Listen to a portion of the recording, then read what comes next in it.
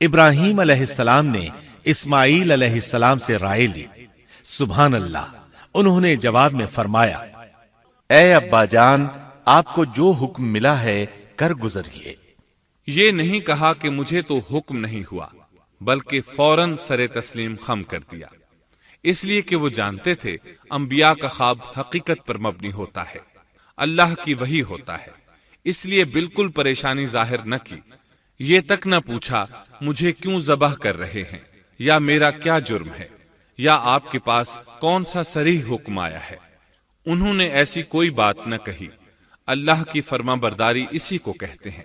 چنانچہ اپنے باپ سے کہا، اے ابا جان، آپ کو جو حکم ہوا ہے اس کو کر گزریے، انشاءاللہ آپ مجھے صبر کرنے والوں میں پائیں گے۔ علماء کرام فرماتے ہیں اس جملے سے ان کا انتہائی ادب اور احترام شامل ہے، اور اس میں زبردست توکل موجود ہے۔ یہ نہیں کہا کہ آپ مجھے صبر کرنے والوں میں سے پائیں گے، بلکہ آپ نے اللہ کی مشیت کو جملے میں شامل کیا اور فرمایا انشاءاللہ آپ مجھے صبر کرنے والوں میں سے پائیں گے۔ لہٰذا مسلمانوں کو دھوکے میں نہیں پڑنا چاہیے۔ یہ نہ کہے میں سفر کروں گا، میں فلاں کام کروں گا، میں فلاں کام کے کرنے کی طاقت رکھتا ہوں، بلکہ یوں کہے اللہ نے چاہا تو میں سفر کروں گا، اللہ نے چاہا تو فلاں کام کروں گا۔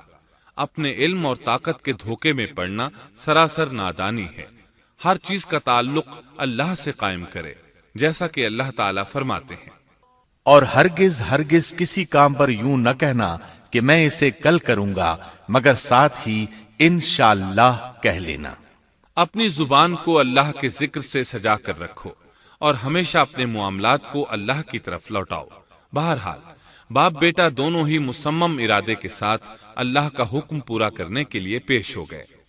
اسماعیل علیہ السلام نے اپنے والد محترم سیدنا ابراہیم علیہ السلام سے کہا، جب آپ مجھے ذبح کرنے لگیں تو میری پیشانی کو زمین پر رکھ دیجیے گا، تاکہ آپ کو میرا چہرہ نظر نہ آئے اور کہیں آپ کے ہاتھ رک نہ جائیں۔ اب ابراہیم علیہ السلام نے بیٹے کی پیشانی پکڑ کر زمین پر لٹا دیا، جیسا کہ اللہ تعالیٰ نے فرمایا۔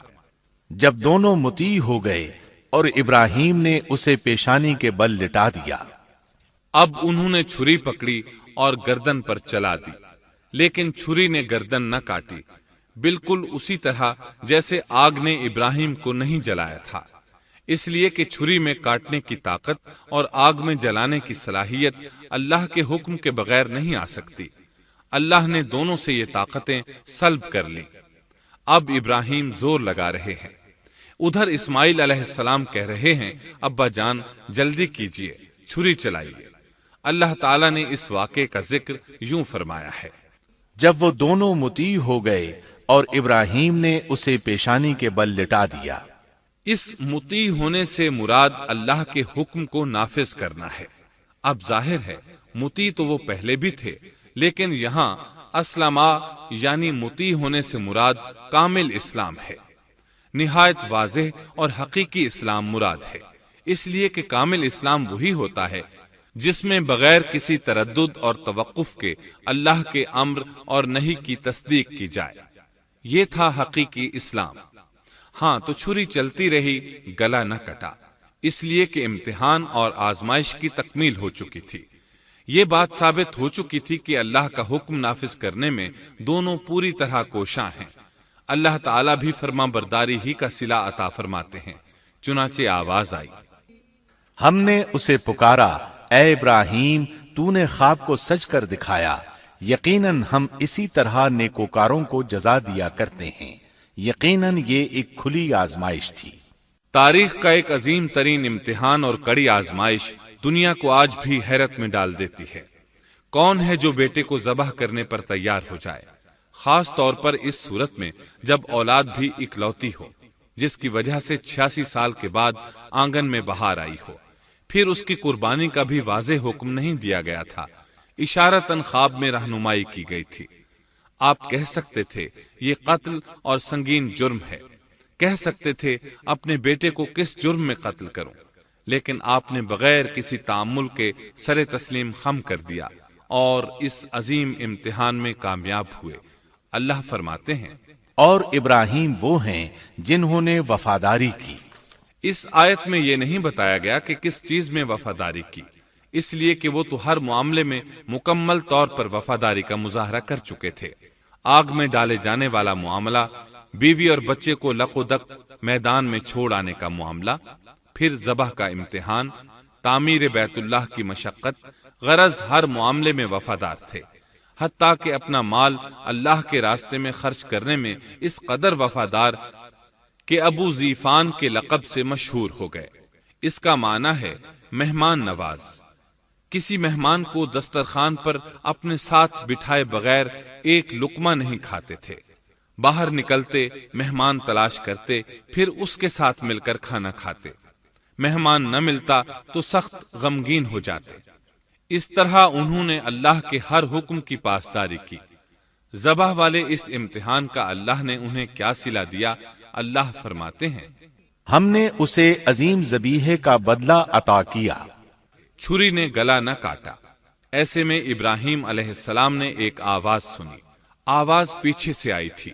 انہوں نے مڑ کر دیکھا، جبریل علیہ السلام نظر آئے۔ وہ آسمان سے ایک مینڈھا لے کر آئے تھے، دنیا کے مینڈھوں میں سے نہیں بلکہ جنت کا مینڈھا لائے تھے۔ سیدنا عبداللہ بن عباس رضی اللہ عنہما سے روایت ہے کہ وہ مینڈھا جنت میں 40 سال تک چرتا رہا۔